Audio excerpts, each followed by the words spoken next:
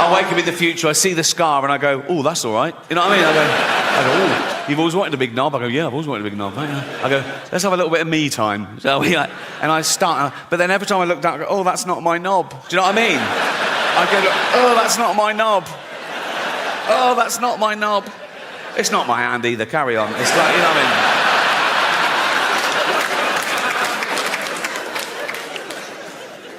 I was doing an interview a while ago. I don't think the journalist liked me. He asked me this question. I thought it was rude, right? So I gave a fake answer, right? He said, so what have you got planned for your funeral? And I went, I want to be fed to the lions at London Zoo. He went, really? I went, yeah. I want the zookeeper to take up my big, fat, dead, naked, bloated body in a wheelbarrow, right? Just dump it in the lion's den, doof, like that. Loads of tourists going, is that the bloke from The Office? Like that, right? And then 2 big lions come out and just start eating me. And lions, they start with the soft bits of the body to get inside to the rib cage. So they'd probably get a testicle each, wouldn't they? Because that'd be the easiest of it. By then, my testicles would be about a yard apart, so they'd be easy. They just start eating towards me. Like Lady and the Tramp, really romantic. So I said that as a joke, but he totally believed me. So much so that when he was writing up the article, he called London Zoo and asked them if that would be allowed, and they said, no, of course not, right? So when the article came out, the headline was, London Zoo refused Ricky's request to be fed to lions. Like I'm a fucking psychopath. My point is, you can't worry about what happens after you die. Don't live your life, let someone else worry about it. You're dead, you've done your bit, right? I know some people who really are stressed about what happens after they die, some religious people, and they believe in heaven and hell and all that. So now they're getting a bit, oh, have I been good enough? I mean, great, heaven's great, but hell, oh my God, what if I go to hell? And I go, there's no hell. It's made up to frighten kids. Like, my favourite horror film of all time is still the original Exorcist, right? First time I saw it on VHS, right? I was blown away. I watched it again straight away. I loved it, right? And there's a bit in that that's meant to be the really poignant bit. And I laughed the first time I saw it because it was the idea of the devil being this crass and childish. You know the bit. So, the little girl's possessed by the devil, and they're doing an exorcism, and they're throwing holy water on it. She's hissing, right? They're going, the power of Christ compels you. The power of Christ compels you. And at one point, the devil makes the little girl turn her head round, and he makes her say, your mother sucks cocks in hell. Right? And the bloke, she said, he's devastated. He's like, because he's thinking, oh, no, that's the real devil. So he knows, so it's true, my poor mother sucking cocks in hell, right? If scientists actually found the devil, I was wrong. There isn't it. They found the devil, they tested him, it was peer-reviewed, it won the Nobel Prize for fucking everything, because it'd be the greatest discovery of all time, right? And I'd look at the science, I'd be mind-blown, but I'd go, well, you've got to follow the science. So, you know, yeah, I believe in the devil. I wouldn't even be belief, it would be knowledge. I'd want to meet him. If the devil actually existed, I'd want to see it for my... As long as I was safe, I don't know what makes you safe from the devil. But if he existed, we'd find out, wouldn't we? We'd, like, vampires live forever, but now we know a bit of garlic really fucks them up. So we discover something, like if you put a devil in a cage with a sprig of parsley on top, he's weak or something, right? And I'd meet the devil, right? And I'd go for an order, and I'd go, he'd be there. I'd go, you the devil? He'd go, yeah, right? And then he tried to hurt my feelings. And that was his best shot. And he went, Rick, I go, what? He goes, your mother sucks cocks in hell. I go, I don't care. I don't. 1, she's dead. 2, she was heterosexual. 3, she never had her teeth in towards the end. So, no. But it's hell. Think of all the terrible things that could be happening to her. Being raped by red-hot pokers, rats eating her eyes. My mum gets cock duty. Go on, girl. That has got to be one of the better jobs in hell. Isn't it? It's like... terrible job on earth. I've never sucked a cock in my life. I never will. But if I died and I'm in hell, right, tortured for eternity, I'd see the first cock, I'd go, I'm on this. Not a problem. Not a problem. I'd be looking around seeing people skinned alive. I'd chow down. I'd be looking over the big man going, I'm doing a great job here. Leave me on this. And there's the devil with a clipboard looking a bit confused. No one's ever gone straight for the cock, but he goes, okay, carry on. I go, what if he then went, I mean, I did have you down for ironing. I go, fuck.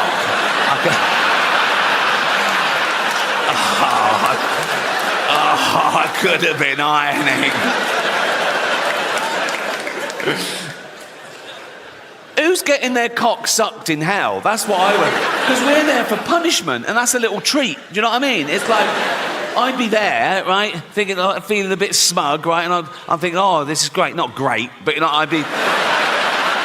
But the devil's a trickster, isn't he? One day I'd go, I wonder whose cock this is. And I look up, oh, it's fucking Hitler. I'm fucking sucking Hitler's cock. How is this all right to do this in public? Because if I followed one of you home tonight and I shouted through your letterbox, sucking fucking Hitler's cock in hell, you'd call the police. But you've paid to hear me say this shit.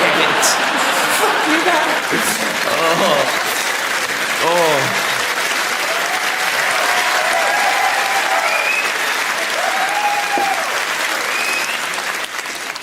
I'll tell you what's very popular in England at the moment, and in America, particularly California. Mental illness. Oh, it's taken off. It's taken off a trip. When I was at school, you were either thick or clever, normal or mental, right? Now there's like 1,000 new mentals, right? And it used to be a stigma. They go, I'm not mental. Now people go, I'm mental. You know what I mean? They want to, I'm mental. It's like everyone I know in media is ADHD. They go, I'm ADHD. Yeah, so I'm ADHD. Take the test. Yeah, I took the test 5 times, passed it on the 5th. Oh, well done.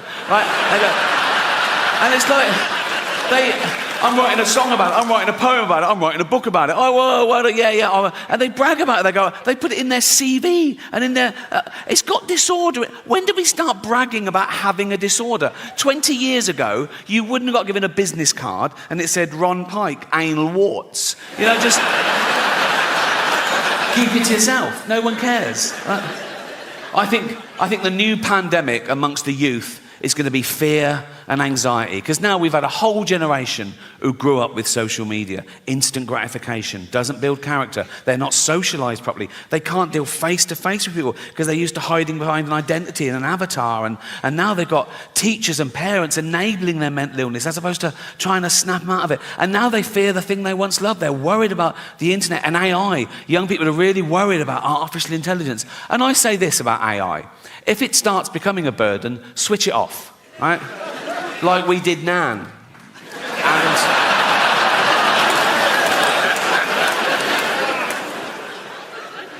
And another big fear amongst the youth is climate change. They're really worried about global warming. And I looked into it, and if the polar ice caps completely melt, the sea level will go up about 60 metres around the world. So all coastal areas will be affected a bit, but the real devastation, the real loss of life will be in places like China and India. So relax. It's fine. But we all suffer from a bit of mental illness. We're all on the spectrum, aren't we? We've all got a little bit of OCD or anxiety or whatever. Like I'm a hypochondriac, right? Every morning I wake up and I think, right, what's wrong? Like I go, what's that? That wasn't there yesterday? That was, what's that? And I Google it. I think, what? And I catastrophize as well. So I Google it and the first sort of like 5 or 6, I'm fine with. Like it goes, it could be anxiety, yeah, could be lack of sleep, yeah, I didn't sleep. Could be lack of fibre, yeah, I'll have some more fibre. Could be lack of vitamin B, I'll get it. And then I just keep pushing me, like it goes, could be cancer. I go, it's cancer. Once I came out of the bathroom and I went, Jane, I think I've got bowel cancer. She went, we had beetroot last night. I go, oh yeah, cheers.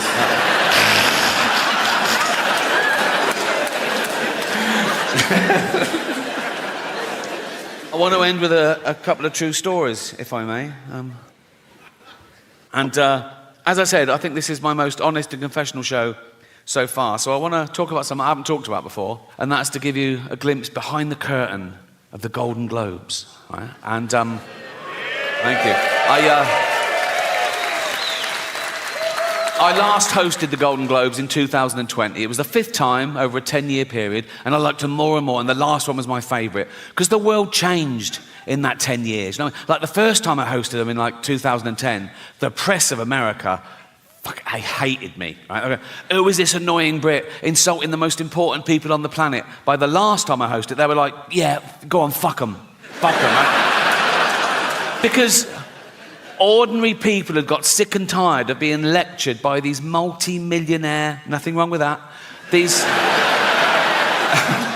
liberal elite entertainers telling them how to vote and how to recycle, when everyone knew they were getting free jet rides to Pedo Island. So it really hit the zeitgeist. But it was always the same deal. Whenever they said, do you want to host? I said, yeah, I'll host. I said, but I'm going to write all my own jokes, which was unheard of, apparently. I said, I'm going to write all my own jokes, and I'm not going to rehearse, so you can't hear the jokes beforehand, and you can't cancel any.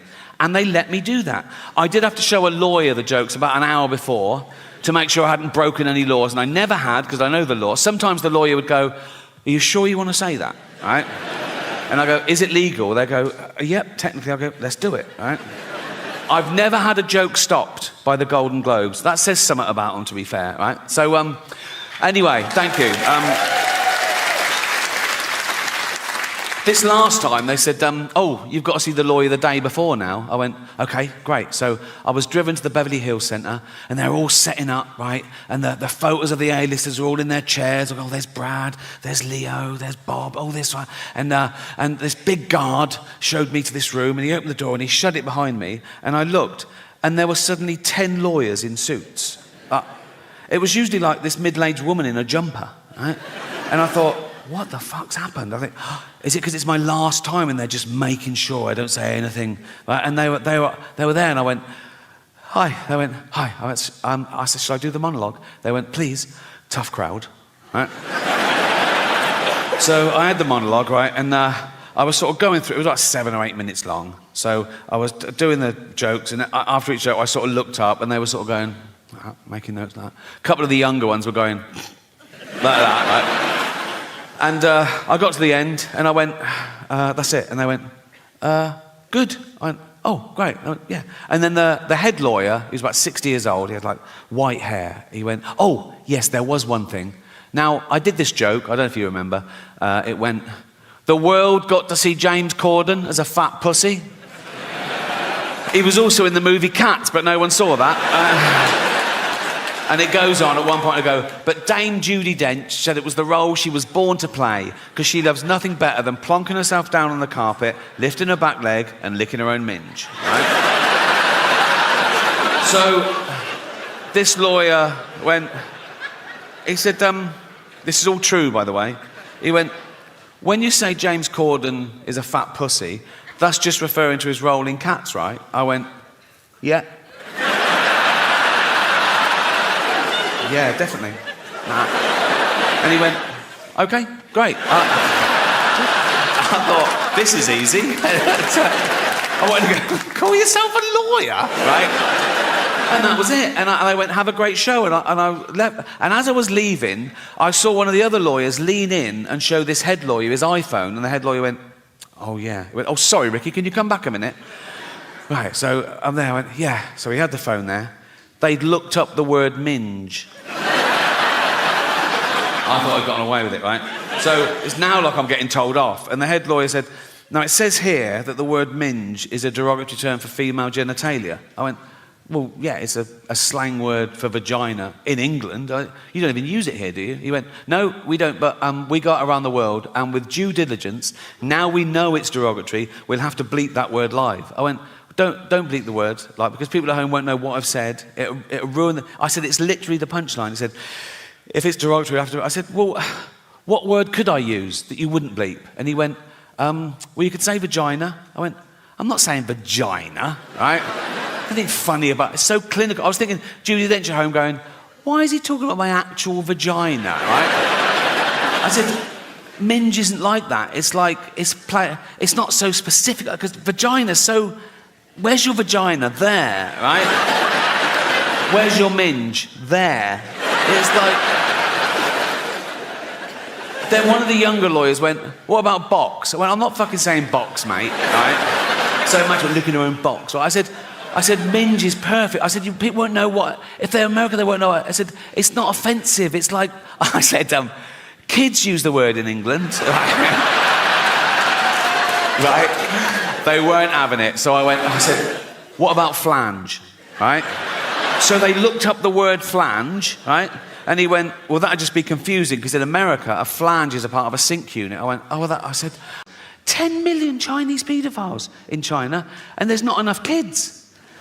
Because they've been restricting the birth. There's all these poor pedos, and they're going, where's all the fucking kids? And, you know, fuck me, we're having to double up here, and I just thought of a joke then, I can't do it. It is actually too offensive. Okay, all right, I'll do it. But remember, you can't choose your own thoughts, okay? And I just had this thought, right? Chinese paedophile goes up to a little Chinese kid and he goes, do you want a puppy? And the kid goes, I'm not hungry.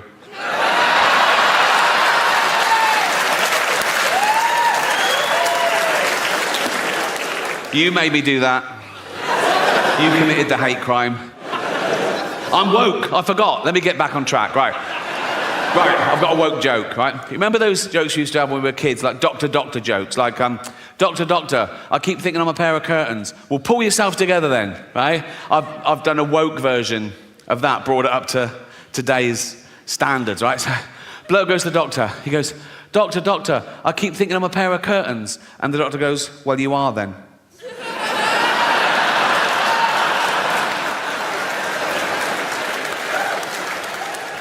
Good in that, innit?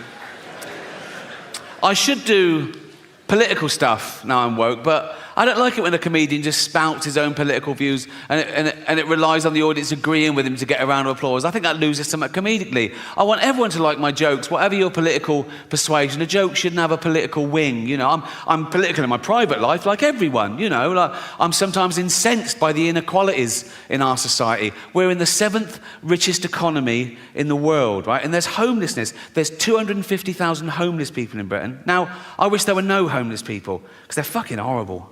Aren't they? You know, oh yeah, right next to the fucking cash point, you cheeky cunt.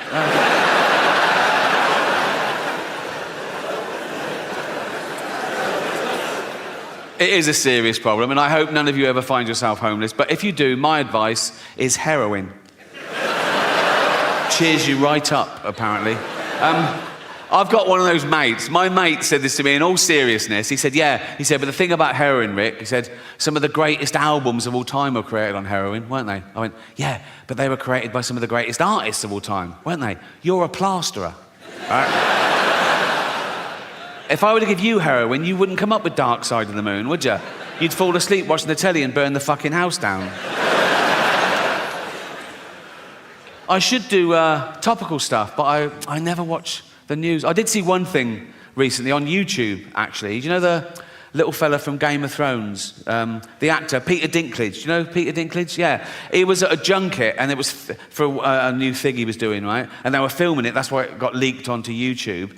And I don't know what brought it up, but he suddenly started going off on one. Oh, God. He was going, it's fucking disgusting. They're still doing productions of Snow White and the Seven Dwarfs. For Christ's sake, it's fucking demeaning. It's 2023. He wasn't happy.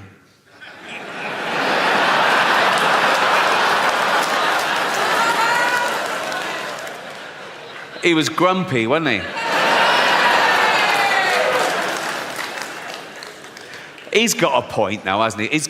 Obviously he's got a point. But the thing is, it's all right for him because he's a multi-millionaire Hollywood actor, and he's a great actor as well. He does Shakespeare and everything. A lot of dwarves in entertainment aren't that great. No, some of them are they're props, right? No, let's be honest. They're lucky to be fired from a fucking cannon, right?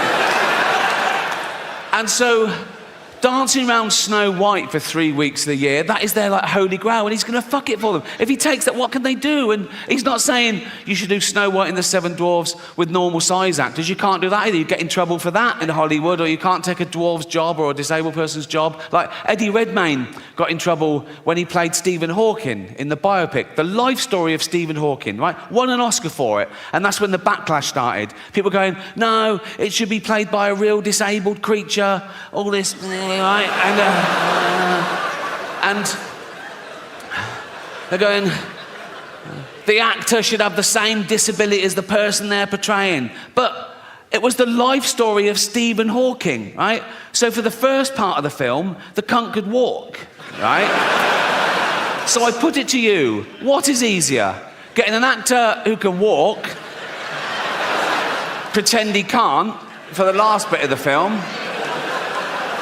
or get an actor who can't walk, pretend he can for the first bit? How would that even fucking work? Puppetry, think. You can't always find an actor with the same disability as the person they're portraying. They're fucking actors. What if they did a biopic of Helen Keller, the deaf, dumb and blind girl? Well, what's the chances of finding a deaf, dumb and blind actress who can play that role? And if you did, you go right into the director and go, we found a deaf, dumb and blind girl. What did she say? She didn't even answer the fucking phone. Oh, don't get me started. Cultural appropriation.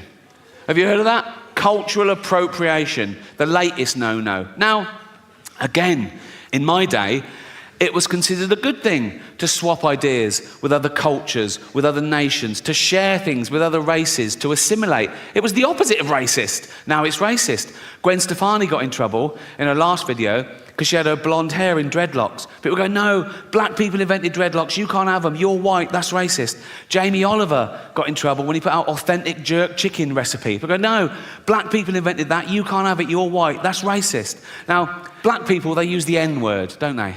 We invented that.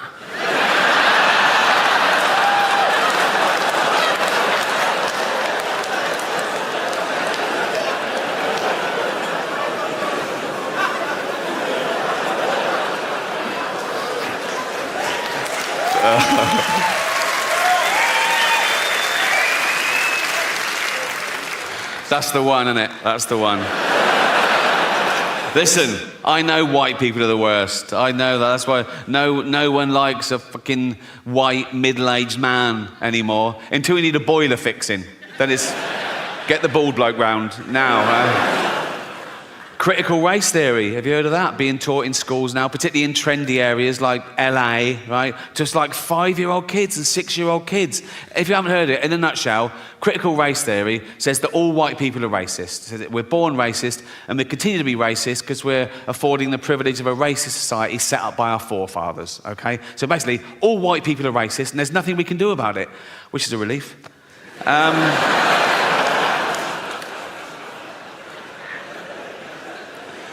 I think the world's going to get harder and harder to understand as I get older and more bewildered. A new dogma arises in the name of progress. Now, dogma is never progressive, however new and trendy, but I think soon I'll be outnumbered. And it was only this year that I ordered my first item off Amazon. All the way through the pandemic, Jane's like, bang, things are arriving, we need this, bang, it's here. Right? And I was going, oh, and she goes, it's easy. I go, I never liked real shopping either, hated real shopping, particularly clothes shopping. I hated clothes shopping when I was young and thin. I really hate it now I'm fat and old, right? Once, a shop assistant thought I had my inside leg and my waist measurement the wrong way round. I could see her thinking, do you have an orangutan, sir? No, it's for me, you cheeky.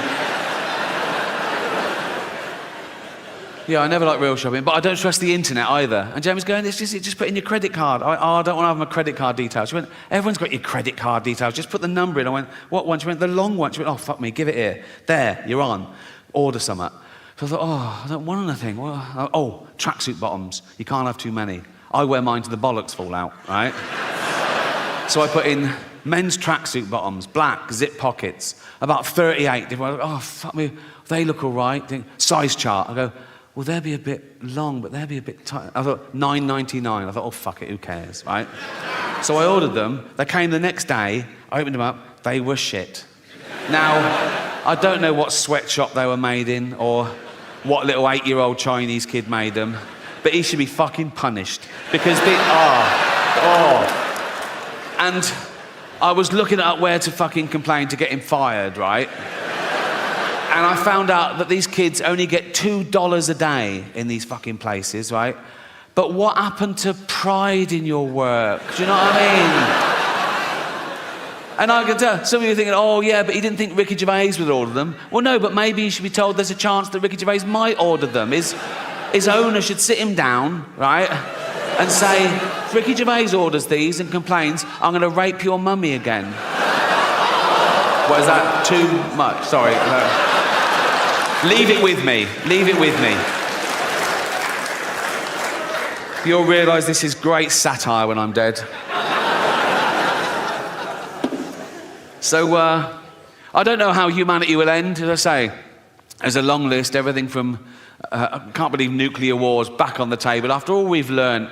But I think maybe the rise of the pandemic where parasites and microbes and bacteria and our antibiotics fail, or maybe those things that happen, but we're sort of evolved through it. Like, we'll find out there's pockets of sort of mutant people around the world that are slightly resistant to radiation and slightly resistant to microbes, and we'll sort of start again. Because we don't really understand the mechanism of human evolution since civilization, because it's never been based on, survival of the fittest, where fittest meant just the biggest, strongest male gets to pass on his genetic material. There's other paradigms, right? Nature is brutal. Sometimes it is the biggest, strongest male that gets the female, and even then, she has a litter. If there's a runt, she goes, fuck it, kill that.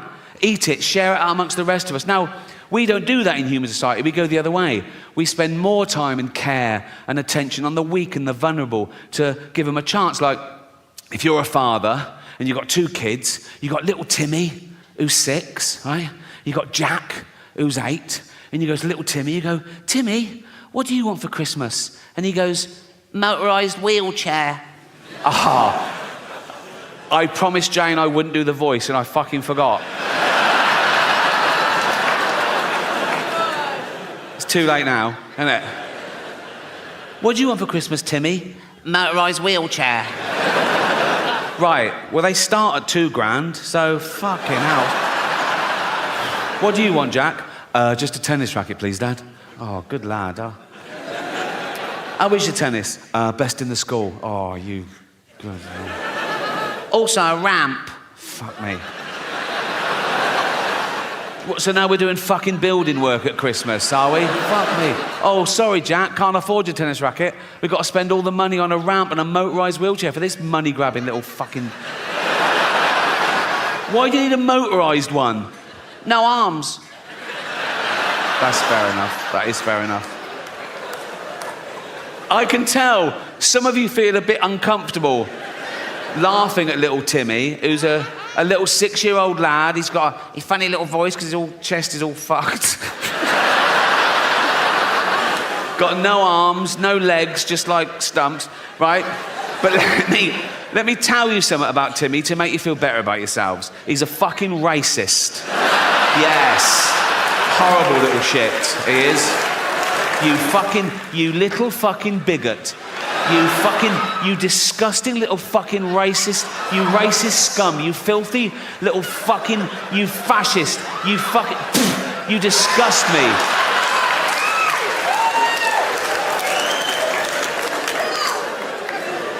Homophobic? Yeah. He's like, they're not like us. Nothing's like you disgusting little fucking, you prejudiced little piece of, you ball of hate. You disgusting little fucking racist homophobe. I wish we'd had a scan. You absolute,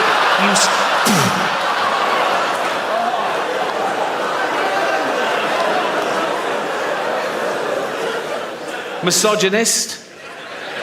If he could, he'd rape. There's your little Timmy.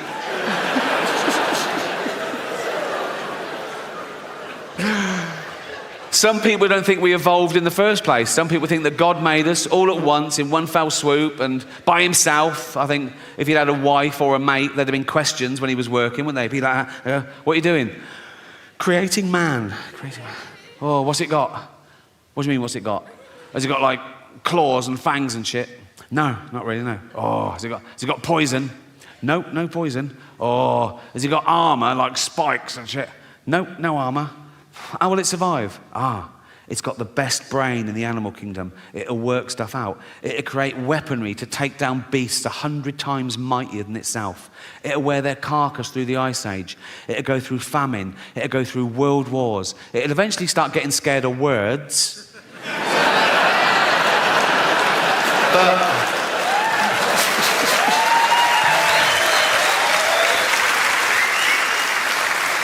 For 10,000 generations, it'll be top dog. Oh. What are they? His testicles. Oh. What are they for? He keeps everything in there. His seed, his DNA. What's... Because I'd be nice to him, so shut up, right? I'd be the best slave owner you've ever fucking... No, I'd dress mine well. I'd dress my slave... Yeah, I would. I'd dress mine in little suits, right? I'd go throw those dungarees away, put a little suit on her. All the other slaves looking at it, I go, you fuck... And I go, right, let's go to the pub, boys. Right? And all the white people go, you can't take your slaves to the pub. I go, fuck you, fascist. They're my slaves, I'll do what the fuck I want with them. We go in the pub, the barman will go, you can't bring them in here. I go, fuck, we're going to the saloon bar as well. We got little suits on it. I go, you look good in your suits, boys. Wear socks. We wear socks. I go, I'm buying the drinks, put your money away. You haven't got any money, but you know what I mean? And then we just having a laugh, teasing each other, just bants. Like, if one of them got a bit too familiar, I would have to punish him, just to keep the status quo. If he called me gammon or something, which is the only racial slur allowed now, isn't it? That's fine. You can call a white person a gammon. It's fine for some reason. You can even be ageist. You go, you fucking old gammon, and it's totally acceptable for some reason. But I'm going to reclaim the word. You know, like black people have reclaimed the N-word. I'm going to reclaim the word gammon. So I'm going to be in Carluccio's in Hampstead, right? With all my white friends, and we'd just be hanging going, how you doing, McGammon? Right? And if our black friend, Rupert, I said it was Hampstead, if Rupert came in and went, McGammon, I go, you don't fucking use that word. My point is, morality evolves. It moves with the times like everything else. Just think of that. In a few generations, we've gone from owning slaves, being legal and respectable in the eyes of God, to a racist being the lowest of the low, isn't he? A racist is the worst person in society these days. Actually, a paedophile is the worst. Goes paedophile, then racist. A racist paedophile is the worst If I met a racist paedophile, I'd go, fuck the little black ones too, you bigot. You know?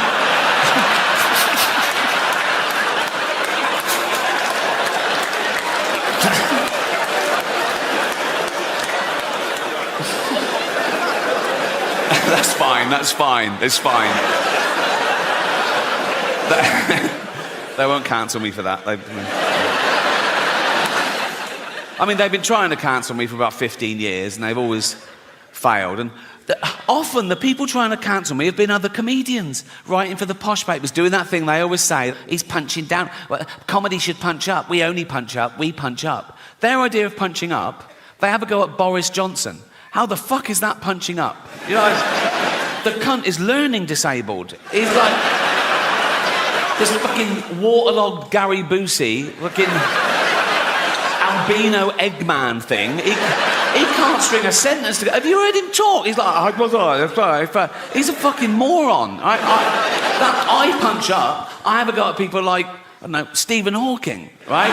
Yes, the greatest brain that's ever lived. He can take it, and he wouldn't even have minded when he was alive because he's part robot, isn't he? I think he's basically a talking chair, so you can say what you want. And he was on Epstein's island, apparently, so fuck him. I don't. What was he doing there? Why do I want to go? Why? Why do I? You're like just there doing fuck. I would go. What?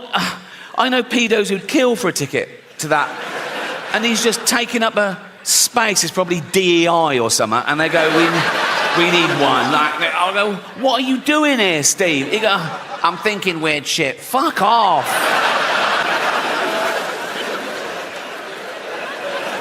That is probably a hate crime. That is. It's a big buzzword at the moment, isn't it? Hate crime. Whatever happens, someone always goes, oh, was it a hate crime? Why? Makes it so much worse. Does it? Why? If I was just walking home tonight and someone randomly jumped me, beat me up, mugged me, stabbed me, threw acid in my face, I wake up in intensive care, beep, beep, beep, I open my eyes through the bandages. There's a policeman. He goes, Miss Gervais? I go, yeah. He goes, we just want to let you know it wasn't a hate crime. I go, oh, thank God for that. Pretty hateful, isn't it? But no, a hate crime is something that's based on your race, disability, sexuality. So a guy with a gun, he wants to kill someone at random. He sees a crowd, he goes, eeny, meeny, miny, mo, bang, kills someone dead. He goes to court. The judge goes, why did you kill that person? He goes, no reason. The judge goes, so you're not a bigot? He goes, oh no. The judge goes, ah. 10 years. Right? Some other guy's got a gun, he goes, I fucking hate dwarves. Right? He sees a little dwarf, he takes aim, bang, kills the dwarf dead. Right? He goes to court. The judge goes, why did you kill that dwarf? He goes, because I hate the little cunts. Right? Judge goes, you're a bigot, 20 years. Now, he shouldn't get more for shooting a dwarf. If anything, it's a harder shot, isn't it? But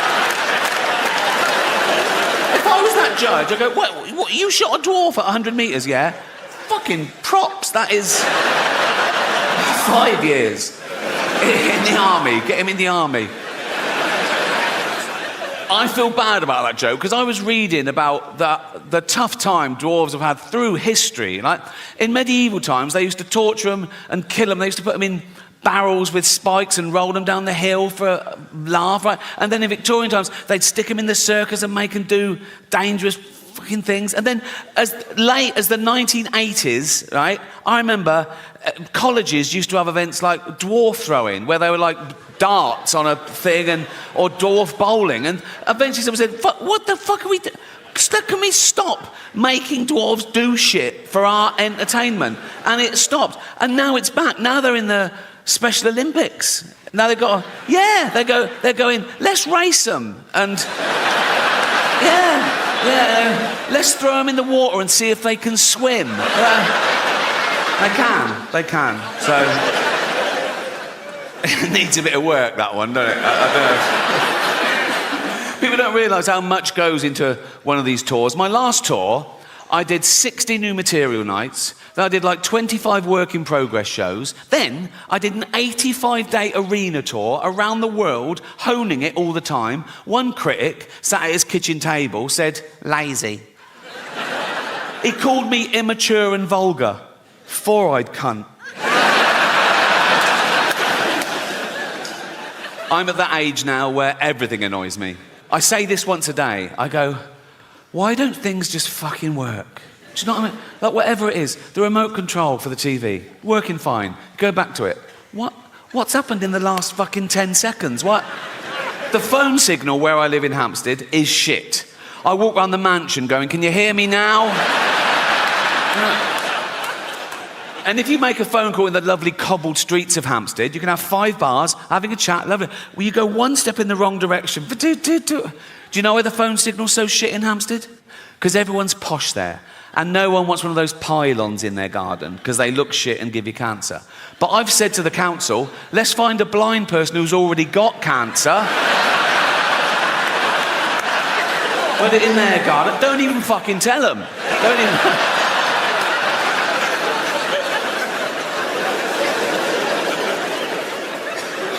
But never mind inanimate objects, people annoy me the most. Oh, I say this once a day as well. I go, there's always someone who fucking ruins it. Do you know? Like, we were on a flight to San Francisco a while ago, me and Jane, right? We took off, right? First class, seatbelt signs, ding, drinks are served, lovely. Then this woman, about 2 rows back, she gets out her laptop, she starts banging out something really important. She's wearing bangles. They're like smashing it's driving me... It sounded like fucking Morris dancing, right? It was driving me... But I know it's not illegal, you know, I can't go over bangle police, so I just have to suffer in silence and hope we crash. That is how I get over things now. If someone's really annoying me, I just sort of stare at them and I just imagine us both dead one day. And it's sort of... Like here I was thinking, oh, imagine the pilot going, oh, we're going down, the plane was going down, right, we're going to die. And I look over it and she's going, ah, and I go, and then the plane just smashes into a mountain and we're all fucking burnt. But I live 1 second long enough just to look over and see her totally fucked. Whatever gets you through, you know? So we got to San Francisco and we went on a little day trip. We went to this place called Sausalito, this lovely little harbour town. We were walking around sightseeing, but about 11 a.m, because of the jet lag, we were starving. We thought, oh, we need lunch. So we found this restaurant that was open at 11 a.m, empty, of course, which is my idea of a perfect restaurant, empty, right? We sat by the window. We were looking out over the bay. There was a sea lion bobbing round. A pelican landed. The waiter brings our food. Then suddenly, in all that peace and perfection, out of the kitchen doors comes a busboy, and he just stands in this empty restaurant, and he goes,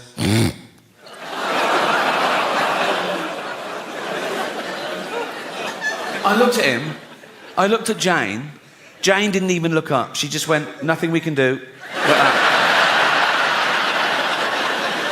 So I'm all alone, right? And the sweat starts. I just get a sweat, right? I go, okay, he's going to do it again. He's going to do it again. Sure enough, I bang my fork against the plate and I just look at him like that. And Jane goes, he doesn't know why you're staring at him. I go, I want him to know. I want him to go, you okay? I go, not really. You keep doing that, right? Jane goes, for heaven's sake, he's a busboy. He's at work. Let's just eat and go. So meal ruined, right? And I wasn't allowed to do anything, right? So this is how I got through the last 10 minutes of that meal. It's absolutely true, right? I'm eating. Every time I went, cunt!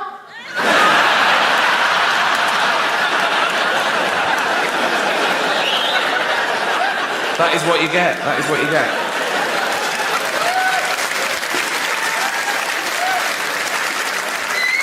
I did want this show to be more highbrow than this.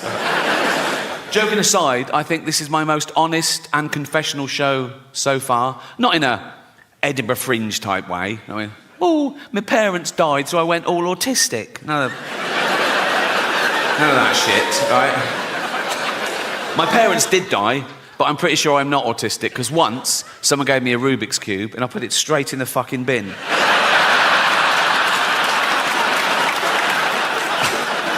I think that is the test.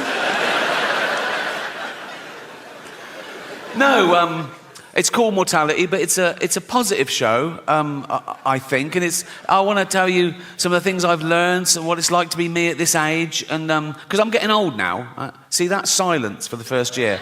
Up until this year, I go, I'm getting old. People go, you're not old. Now they go, go on, like that. It's like, in fact, they make it worse. They say things like, oh, yeah, but the good thing about getting old is you don't care what people think about you.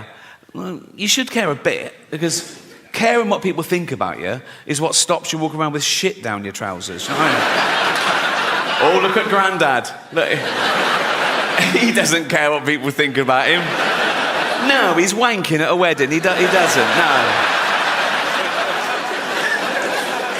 But as I say, it's a positive show, because it's not all doom and gloom, getting older. There's good and bad to getting old. There really is. There's good and bad to getting old. For example, yes, there's more chance now of me having a heart attack, having a stroke, getting cancer, but much less chance now of me ever being raped in prison.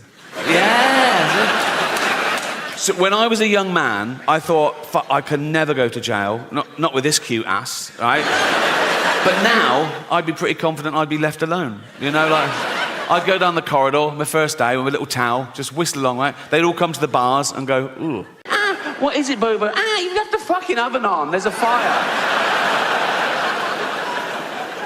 What, are you telling me that if Caitlyn Jenner was being chased by a wolf, right, and there was a big fence, but she had a long pole, she'd revert. She'd be over that fucking easy. So, all that, doing all that, right? I'll be legally a chimp. I'll be properly chimped up, right? I'll be able to use chimp toilets and everything, right? And then I'll be walking along Hampstead High Street, holding Jane's hand. Come on, Bobo. Like that, right?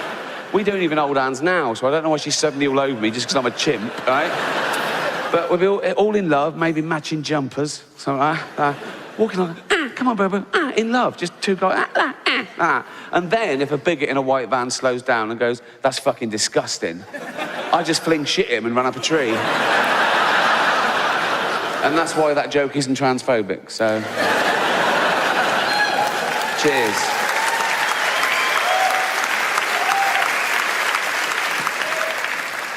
So humanity. What is humanity? What are we? Well, We've touched upon it there. We're great apes. Not metaphorically, we're literally great apes. We are 98.6% genetically identical to a chimpanzee. We're closer to chimps than chimps are to gorillas. We left our common ancestor about 6 million years ago. We have the same life cycle as any other animal, which is our parents mate, we're born, we grow, we mate, our parents die, all our friends die, and then we die. Now, my 7-year-old niece didn't like hearing that, right? But I said, you've got to look. I said, stop crying. I said, you're 7, you know, today. So...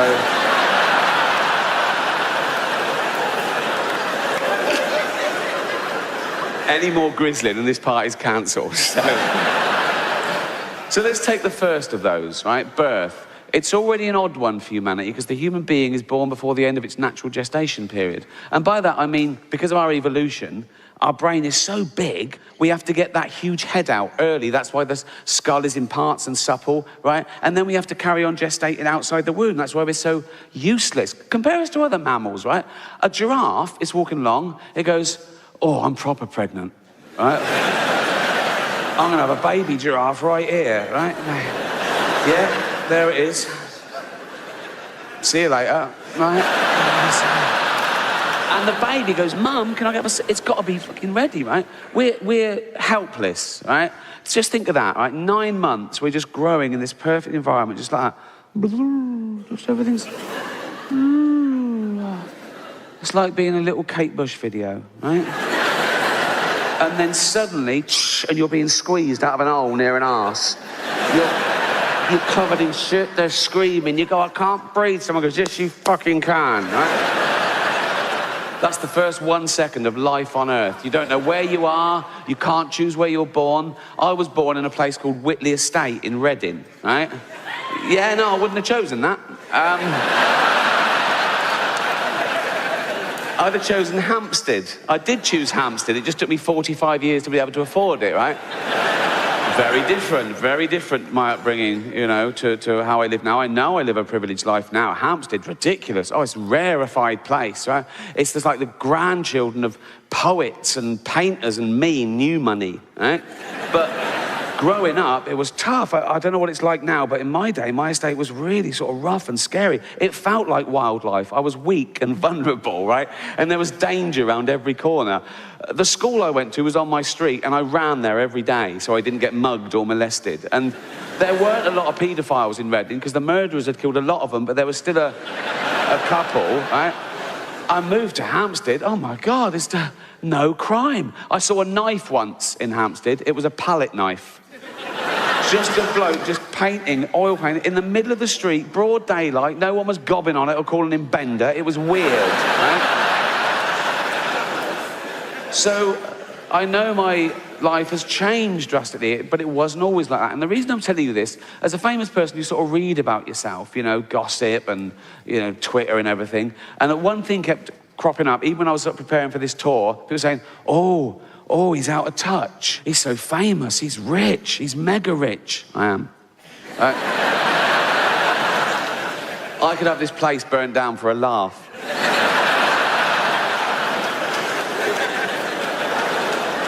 No, but they say things like, oh, he's an observational comedian. How can he say things that relate to ordinary scum? And I say, don't call them scum, right? But even the papers, they try and get around to it. I do interviews, and they'll always be able to say, oh, do you always fly first class? I go, no, often private. Right? And the number of times I've answered this question, right? They say, do you know how much a pint of milk is? It was meant to make you look out of touch, and I don't know, but that's irrelevant, right? Next time a journalist asks me that, I'm going to say, I don't know, mate, but here's £1,000. Run and get me one, will you? Is that enough? Is that enough? Yeah. Another question that I always get, particularly with the posh papers, the Sundays, they're doing a profile piece, and they're still trying to alienate you and make you look different, right? And they always say things like, no, you don't have children. I say, no. I say, why don't you have children? which is a really odd question to ask someone, why don't you have children? As opposed to asking people, why do you have children, right? Let's ask the fat lady in the leggings why she's had 8, shall we? Oh, 9, that one just fell out. That one didn't even touch the sides or disturb a cigarette. That one just, boom. Go and claim for that. People say, oh, it's selfish to not have children. How can it be selfish to not bring a life into the world that doesn't exist on any level? It's not as a long sort of cabinet full of potential ghost fetuses going, we want to be born, right? But I've thought about it, and there's 3 reasons I don't have children, okay? 3 main reasons I don't have children, and I'll share them with you. Okay, here they go. 3 reasons, right? 1, there's millions. The world's overpopulated. No one's sitting around going, oh, Rick's not having kids, we're going to run out. 2, kids are scroungers, aren't they? I mean, from day 1, it's all me, isn't it? Feed me, clothe me, pay for my chemotherapy.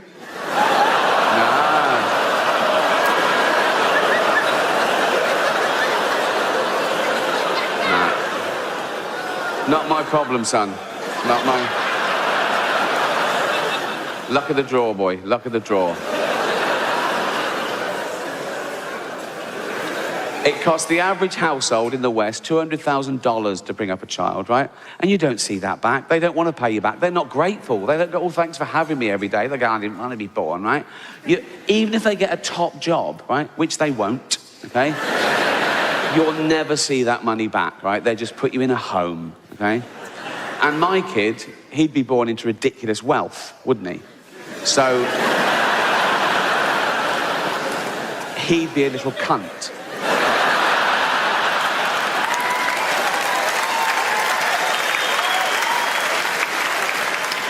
A little Hampstead cunt. Running around with all the other fucking little Hampstead cunts. Being all Hampstead and cunty. I'm a little Hampstead cunt. Yes, I know, yeah. These are my little cunty friends. Yeah, I know, it's obvious. Well, I can tell from your little fucking cunty hats that you're little Hampstead cunts, you little posh Hampstead. And on the one hand, he'd know he was a little fucking Hampstead cunt. I'm a little Hampstead cunt. Yes, we know, everyone knows, right? He'd know that, right? And on the other hand, he'd know that he could never live up to being as brilliant as his dad, right? I'd say, you know, I worked my way up from nothing and I gave it to you and you're just a little useless Hampstead cunt. You go, yeah, and that would probably prey on his little mind a bit, wouldn't it? Like 11, 12, he'd sort of be a naughty boy, run with the wrong crowd, try and get out from under my shadow, right? And then he'd turn to drugs, and about 13, he'd come home and he'd overdose on my Afghan rug. 20 grand, that was, right? And as he was there, right, convulsing and throwing up his fucking lungs, right?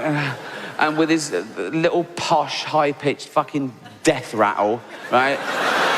His little fucking dying words, he'd go, do you love me now, Daddy? No, I never did, and that's why you're never going to be born, you useless fucking junkie Hampstead cunt.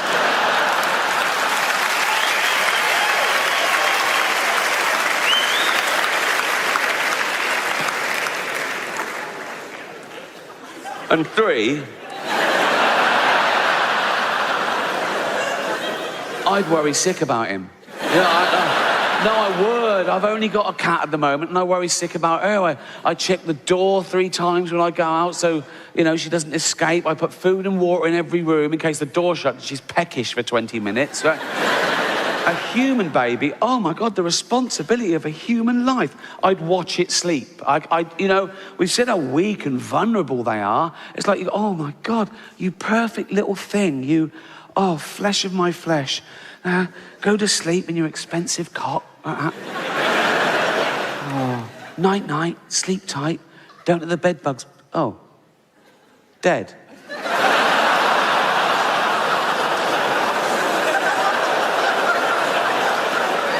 Yeah. Just... Why? Why is it dead? It's just fucking dead, look.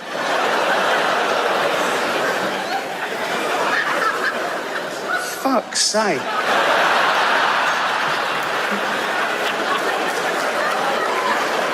Fucking hell. What a fucking waste of time that was. Fuck's sake. Embarrassing. Jane? What? Come here.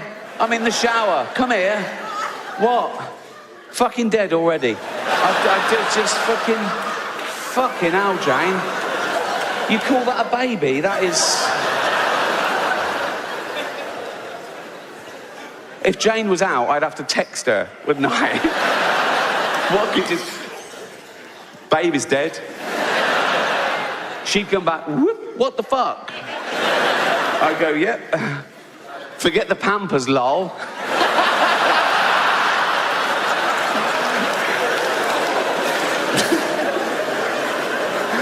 No, but even if it made it through the terrifying cot years, right? And then it was a toddler running around head height to my antique tables with their sharp edges, I'd have to pad them so it didn't run into it and fucking cave its head in and die. And then the social services come round, they say, is this your child, Miss Gervais? And I go, yeah. And they go, what happened here then? I go, it's a fucking idiot. I did think of adopting for a while, a little third world child, because that would tick all 3 boxes, wouldn't it? You know? You think of it like, 1, right? I wouldn't be adding to the population problem. I'd be alleviating an existing problem. A young kid born through no fault of his own into abject poverty. He would have died without me. I can literally save his life and give him a great upbringing, right? 2, he would be grateful, wouldn't he? He'd want to pay me back, wouldn't he? Particularly if I let him know that all the other kids in the village, they weren't so lucky. They didn't make it out. Right? I'd tell him that early on, so he really bucked his ideas up, right? I'd go, Tundi, come here. Come here. Yeah. Go and pop a shirt on. You're not in Africa now, mate. Yeah. That's better. Yeah. Tundi, yeah, water straight out of a tap, and yes, yeah. No, it's not free, it's Hampstead, there's a little, but yeah, of course it's safe, fresh drinking water, have as much as you want, have a bucket full, straight out of a tap, fresh drinking water, there you go and clean the car, go on.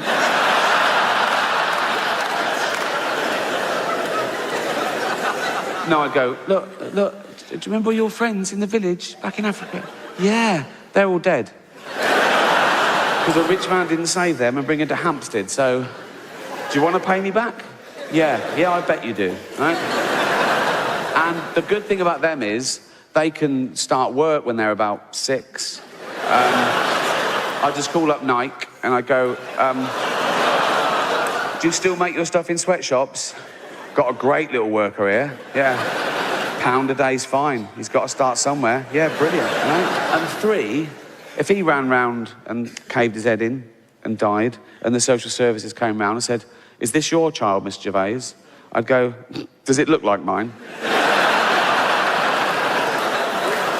I'd go, this is Hampstead, it's obviously broken in, mate.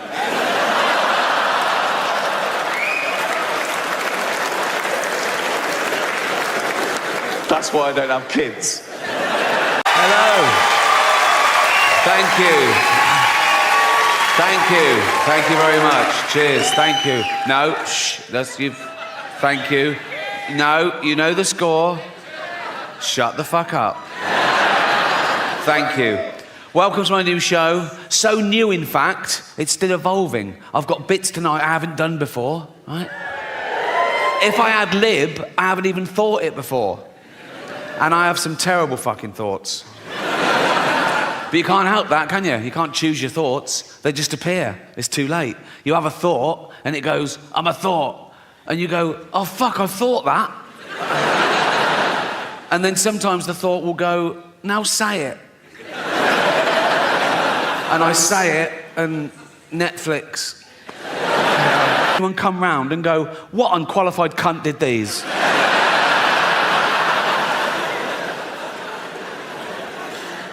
Yeah, the Earth is in a terrible mess, and it's my fault, my generation's fault, and the generation before, the boomers, with their deforestation and their fossil fuels, ruining the ozone layer, raising the temperature by a few degrees, so parasites, bacteria, and these zootropic pandemics are just going to get worse and worse. Like, if you're 20 years old now, you're going to have a very different middle age to me. I've had the best 60 years of civilization, right? But if you're 20 now, in 40 years' time, you're going to be in your house wearing a mask, crying. Like you do now over jokes.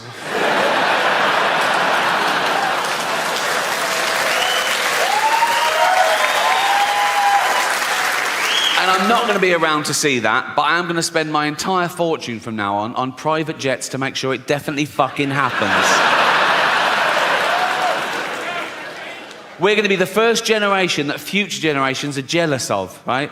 Because we had it all, and we're using it all up. We're using up all the fresh water. We're using up all the fossil fuel, right? Usually you look back in history and you feel sorry for it. You go, oh, how did they live like that? Oh, how did they get around? No indoor toilets. I've got 9 toilets in my house.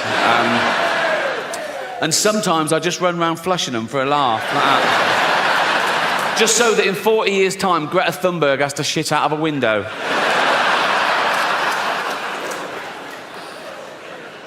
I've got 28 radiators. I always have them on full. Then I put the aircon on full, and it sort of settles at about 20 degrees. A lovely... It's how the cat likes it. She loves it at 20 degrees, and I spoil my cat. I love cats. I love having a cat. Think about it, cats are great, but if you let them out, they bring home the most disgusting things. Last week, mine brought home a scouser with herpes. And it wasn't quite dead, so I had to get it by its legs and crack its head against the table. Ooh.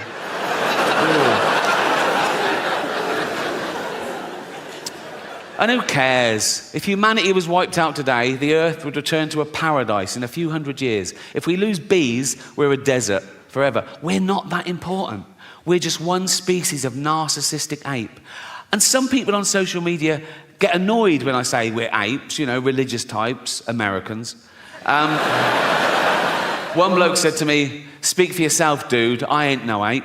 And I sent back, "Well, you are, because we're all apes." He went, "Nah, what's a gorilla ever done? We've walked on the moon." I sent back, "What do you mean we? You've done fuck all. You've spelt moon wrong."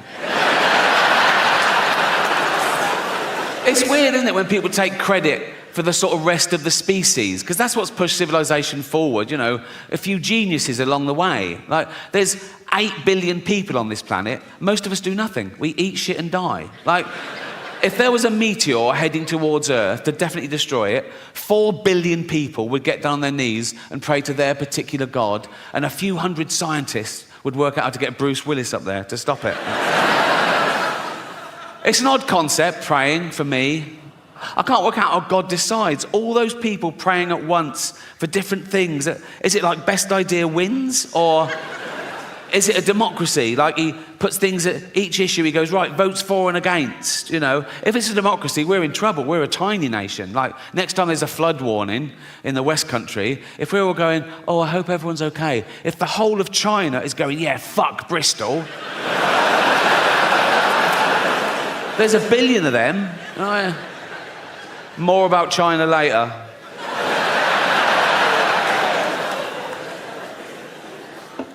Yeah, I've always found praying quite strange. Like, if I bump into a friend or neighbour and I know they've got a little kid, and I go, "Oh, how's so-and-so?" And they go, "Oh, not good.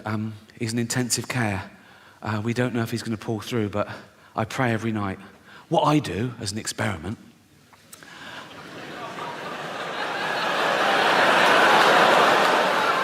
I go home and I pray twice that he doesn't make it.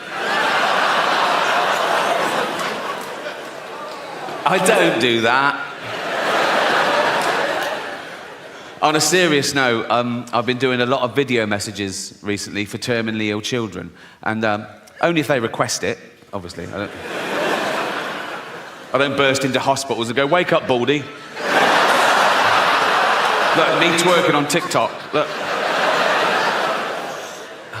No, I did a lot through the pandemic, presumably because they couldn't even see their own family. And it's through Make-A-Wish Foundation. Do you know the charity Make-A-Wish Foundation?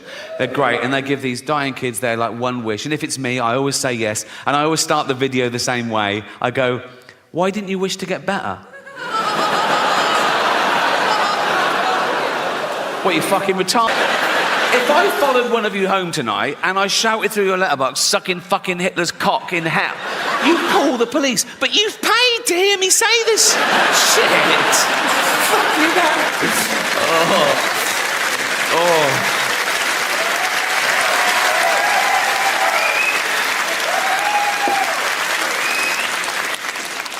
I'll tell you what's very popular in England at the moment, and in America, particularly California.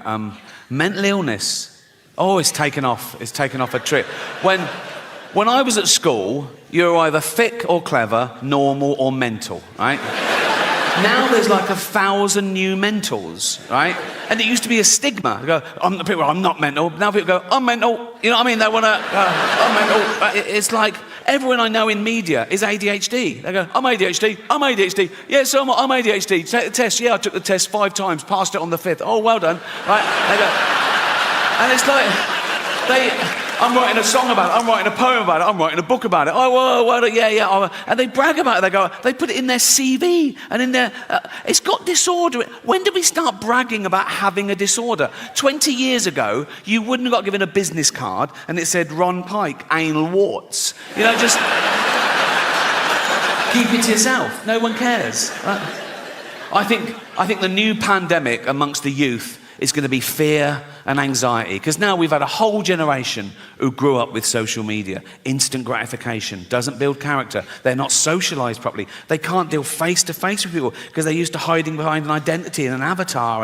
And now they've got teachers and parents enabling their mental illness as opposed to trying to snap them out of it. And now they fear the thing they once loved. They're worried about the internet and AI. Young people are really worried about artificial intelligence. And I say this about AI. If it starts becoming a burden, switch it off, right? Like we did Nan. And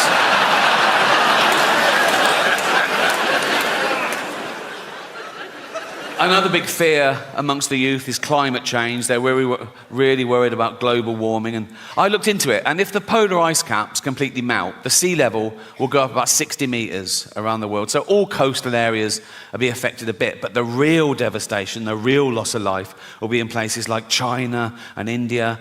So relax. It's fine.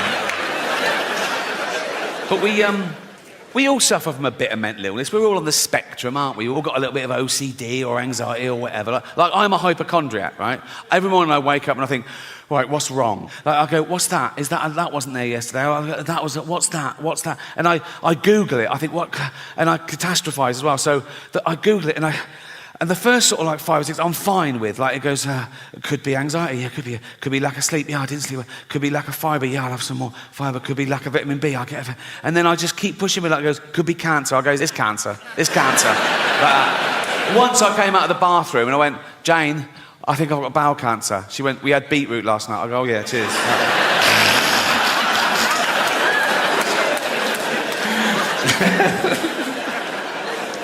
I want to end with a couple of true stories, if I may.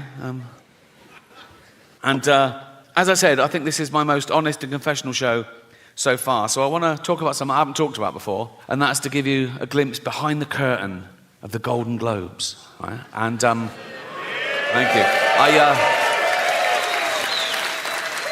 I last hosted the Golden Globes in 2020. It was the 5th time over a 10-year period, and I liked them more and more, and the last one was my favourite, because the world changed in that 10 years. You know, like the first time I hosted them in like 2010, the press of America, they hated me. Right?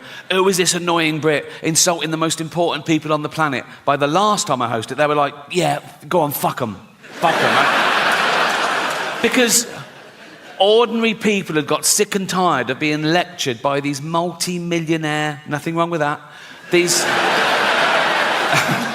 liberal elite entertainers telling them how to vote and how to recycle, when everyone knew they were getting free jet rides to Pedo Island. So It really hit the zeitgeist. But it was always the same deal. Whenever they said, do you want to host? I said, yeah, I'll host. I said, but I'm going to write all my own jokes, which is unheard of, apparently. I said, I'm going to write all my own jokes, and I'm not going to rehearse, so you can't hear the jokes beforehand, and you can't cancel any. And they let me do that. I did have to show a lawyer the jokes about an hour before to make sure I hadn't broken any laws, and I never had, because I know the law. Sometimes the lawyer would go, are you sure you want to say that? Right? And I go, is it legal? They go, yep, technically. I go, let's do it. Right? I've never had a joke stopped by the Golden Globes. That says something about them, to be fair, right? So, anyway, thank you. This last time, they said, oh, you've got to see the lawyer the day before now. I went, okay, great. So I was driven to the Beverly Hills Centre, and they're all setting up, right? And the photos of the A-listers are all in their chairs. I go, oh, there's Brad, there's Leo, there's Bob, oh, this one. And this big guard showed me to this room, and he opened the door, and he shut it behind me, and I looked, and there were suddenly 10 lawyers in suits. It was usually like this middle-aged woman in a jumper, right? And I thought, what the fuck's happened? I think, oh, is it because it's my last time and they're just making sure I don't say anything? Right? And they were there, and I went, hi. They went, hi. I said, should I do the monologue? They went, please. Tough crowd, right? So I had the monologue, right, and I was sort of going through. It was like 7 or 8 minutes long. So I was doing the jokes, and after each joke, I sort of looked up, and they were sort of going, making notes like that. A couple of the younger ones were going like that, right? And I got to the end, and I went, that's it. And they went, good. I went, oh, great. I went, yeah. And then the head lawyer, he was about 60 years old, he had like white hair. He went, oh, yes, there was one thing. Now, I did this joke, I don't know if you remember. It went, the world got to see James Corden as a fat pussy. He was also in the movie Cats, but no one saw that. And it goes on, at one point I go, but Dame Judi Dench said it was the role she was born to play because she loves nothing better than plonking herself down on the carpet, lifting her back leg and licking her own minge. Right? So this lawyer went, he said, this is all true, by the way. He went, when you say James Corden is a fat pussy, that's just referring to his role in Cats, right? I went, yeah. Yeah, definitely. Nah. And he went, okay, great. I thought, this is easy. I wanted to go, call yourself a lawyer, right? And that was it. And I went, have a great show. And I left. And as I was leaving, I saw one of the other lawyers lean in and show this head lawyer his iPhone. And the head lawyer went,